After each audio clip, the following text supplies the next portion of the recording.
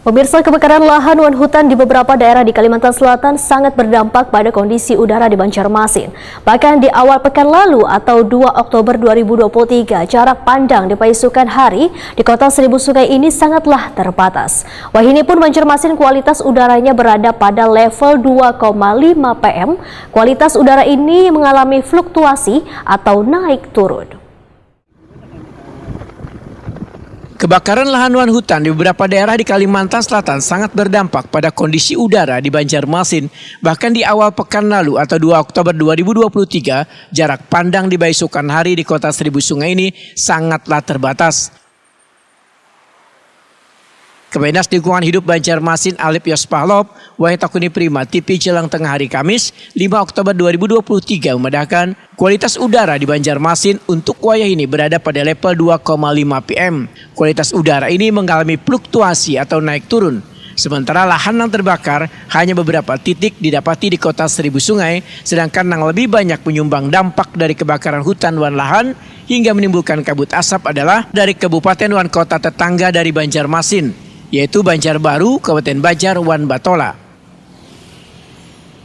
Menurut Alip Yospahlop, kualitas udara di Banjarmasin sempat melebihi dari ambang batas atau berkisar 200 PM. Tetangga-tetangga kita kayak di Batola, kemudian dari Kabupaten Banjar dan Banjarbaru, itu yang sangat banyak menyumbang asap ke tempat kita. Untuk itu kami lihat ada 2 hari terakhir itu melebihi ambang batas dan sangat-sangat berbahaya, melebihi 200 PM-nya. Jadi ada sampai mencapai 218 PM, 2,5, dan itu sangat berbahaya untuk kesehatan masyarakat. Makanya kemarin kami dengan Dinas Kesehatan, BPBD, kemudian Dinas Kesehatan ada melakukan koordinasi pendidikan untuk melakukan koordinasi menyikapi masalah ini, dan akhirnya kemarin merekomendasikan dari Dinas Kesehatan untuk anak-anak sekolah mulai dari tingkat PAUD sampai SMP untuk belajar secara online atau PJJ jarak jauh.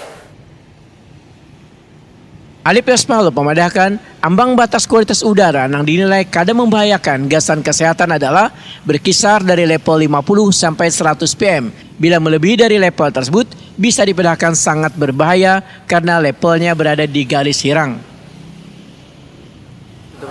Untuk ambang batas itu 50 itu yang sehat, kemudian sampai 100 itu masih sehat, 100 sampai 200 itu sudah sedang, kemudian 200 ke atas berbahaya, sangat-sangat berbahaya sampai ke hitam, sangat-sangat berbahaya. Kemarin itu levelnya terlalu tinggi, Bella? Iya, saat ini kita yang tertinggi ada sekitar 218.